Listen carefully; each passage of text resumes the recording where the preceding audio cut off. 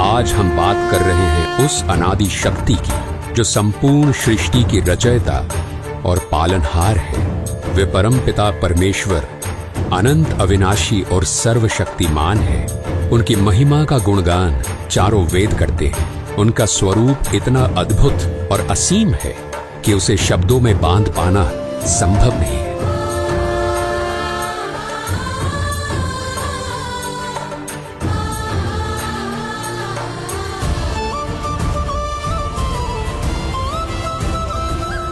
वो कबीर परमेश्वर ही है जिन्होंने अपने एक वचन मात्र से इस संसार की रचना की।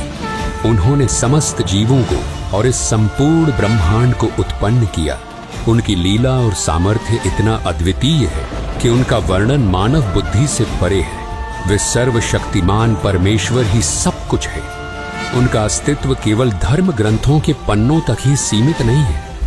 वो सर्वशक्तिमान परमेश्वर जो अनादि और अविनाशी है, वो स्वयं इस धरती पर प्रकट होकर अपनी दिव्य शक्ति और सामर्थ्य का एहसास कराते हैं। उनकी अद्भुत लीलाओं को जानकर हर हृदय श्रद्धा से भर जाता है और हर मस्तक उनका सजदा करता है। उनकी लीला इतनी चमत्कारी और प्रभावशाली होती है कि वो युगों युगों तक मानव जाति के हृदय और इतिहास में अपनी गहरी छाप छोड़ जाती है।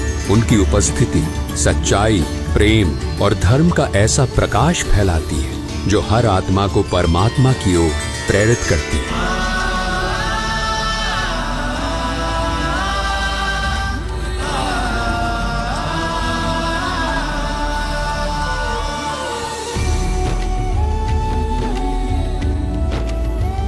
ऐसी ही एक अद्वितीय लीला घटी थी आज से 507 वर्ष पहले, जब मोक्ष की नगरी के नाम से प्रसिद्ध काशी में अंधविश्वास और पाखंड अपनी चरम सीमा पर था।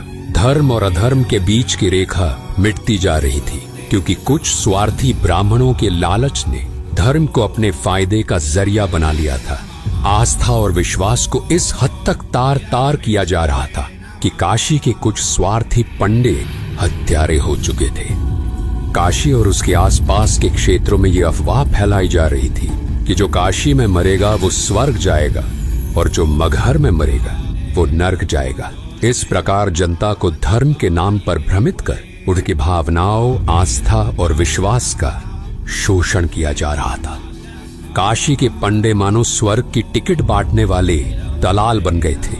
श्रद्धालु जो अपनी आस्था और मोक्ष की चाह से वहां आते थे, वे इन पंडों के सामने फरियादी बनकर खड़े होते और प्रार्थना करते थे, हे महाराज, पहले हमारे पिता की गर्दन काटिए ना। सोचिए वो मंजर कितना भयानक और अमानवीय होगा। धर्म की पतवार को थामे हुए इन स्वार्थी ब्राह्मणों ने धर्म का मार्ग त्याग कर अधर्म के इस घिनौने कृत्य को कैसे स्वीकार कर लिया होगा। जो धर्म सत्य, करुणा और अहिंसा का प्रतीक है, उसे उन लालची पंडों ने लोभ और क्रूरता की भेंट चढ़ा दी। ये दृश्य केवल मानवता का अपमान नहीं था, बल्कि धर्म और विश्वास के नाम पर किए गए सबसे बड़े छल का प्रतीक था। ये 15वीं सदी का दौर था। कबीर परमेश्वर जी भक्ति युग की मशाल जला चुके थे और उनका उद्देश्य था पाखंड और अंधविश्वास की जड़ें उखाड़ फेंकना। उनकी शिक्षाओं और उनके अद्वितीय आध्यात्मिक ज्ञान ने आदि सनातनी भक्ति को फिर प्रकाशित करते हुए उस काल के पाखंड रूपी तंबू में आखिरी कील ठोक दी थी। इस समय स्वर्ग प्राप्ति की झूठी आस में हजारों बुजुर्ग दंपत्ति अपनी अंतिम श्वास लेने के लिए आने लगे। काशी के लालची पंडों ने इस स्थिति का फायदा उठाते हुए उन बुजुर्गों की सेवा और देखभाल के नाम पर उनके बच्चों से भारी धनराशि वसूल करनी शुरू कर दी। श्रद्धालु अपनी आस्था और माता पिता की स्वर्ग प्राप्ति की लालसा में इन लालची पंडितों को मनमानी रकम देते गए। ये पूरी व्यवस्था धर्म के नाम पर फैले एक बड़े छल और स्वार्थ की प्रतीक बन चुकी थी, जिसे कबीर परमेश्वर जी ने चुनौती देने का साहस दिखाया। कुछ समय बाद जब काशी के पंडित इतने बुजुर्गों की सेवा और देखभाल करने में असमर्थ हो गए, तो उन्होंने अपने स्वार्थ और लालच को पूरा करने के लिए एक नया षड्यंत्र रचा। पाखंडी पंडितों ने ये अफवाह फैलानी शुरू कर दी कि गंगा नदी के किनारे भगवान का एक करोत आता है। उन्होंने ये दावा किया कि यदि कोई श्रद्धालु इस करोत के नीचे लेट जाए तो वो सीधे स्वर्ग जाएगा। इस करोत के नीचे लेटने की प्रक्रिया के लिए ये पंडित स्वर्ग जाने की फीस वसूलने लगे। ये भ्रामक धारणा और पाखंड इतनी तेजी से फैलने लगा कि भले भले श्रद्धालु जल्दी स्वर्ग प्राप्ति की लालसा में अपने गले कटवाने तक तैयार हो गए। और जब इस पाखंड ने अपनी सीमाएं लांघ दी, तब कबीर परमेश्वर जी ने इसे चुनौती दी। कबीर परमेश्वर जी ने अंधविश्वास और पाखंड की जड़ें हिलाने के लिए एक ऐतिहासिक और साहसी निर्णय लिया। उन्होंने ऐलान किया कि वे काशी में नहीं बल्कि मगहर में अपने शरीर का त्याग करेंगे और स्वर्ग से भी ऊपर सतलोक को सहज शरीर जाएंगे। इस घोषणा से काशी के पंडितों और स्वार्थी लोगों में खलबली मच गई। निर्धारित समय पर कबीर परमेश्वर जी ने मगहर की ओर प्रस्थान किया।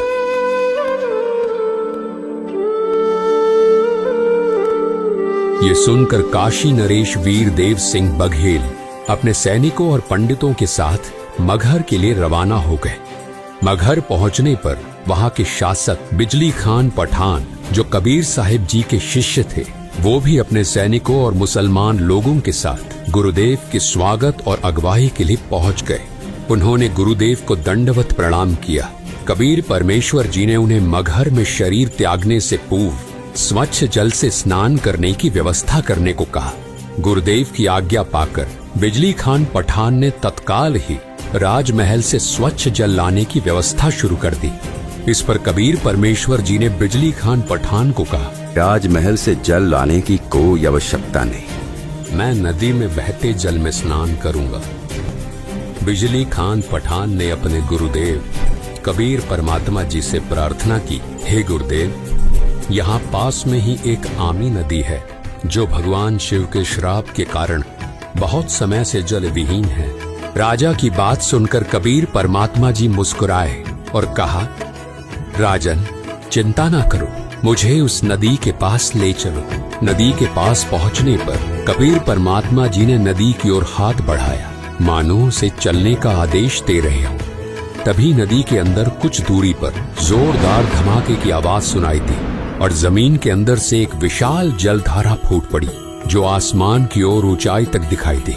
देखते ही देखते वो सूखी आमी नदी जल से भर गई और उसमें से जल बहने लगा। ये चमत्कारी दृश्य देखकर वहां के सभी लोग आश्चर्यचकित रह गए और जोर जोर से कबीर परमात्मा की जय हो का जयकारा लगाने लगे। कबीर परमात्मा जी ने शिव जी के श्राप से ग्रस्त उस सूखी नदी को जल से ओत प्रोत कर दिया और अपनी दिव्यता का प्रमाण दिया। इसके बाद कबीर साहिब जी ने उसी पवित्र नदी में स्नान किया। ये चमत्कार परमात्मा कबीर साहिब जी की शक्ति का एक छोटा सा नमूना था। कबीर परमात्मा के शरीर त्यागने से पहले ही दोनों राजा काशी नरेश वीर देव सिंह बघेल और मगहर नरेश बिजली खान पठान अपने अपने मन में विचार करने लगे।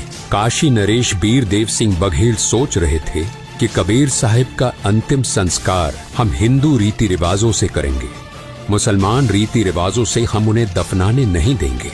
दूसरी ओर मगहर नरेश बिजली खान पठान अपने मन में विचार कर रहे थे कि हम कबीर परमेश्वर जी का अंतिम संस्कार मुस्लिम परंपराओं के अनुसार करेंगे, यानी उन्हें कब्र में दफनाएंगे। इन काफिर हिंदुओं को उनके अंतिम संस्कार के रीति रिवाज नहीं निभाने देंगे।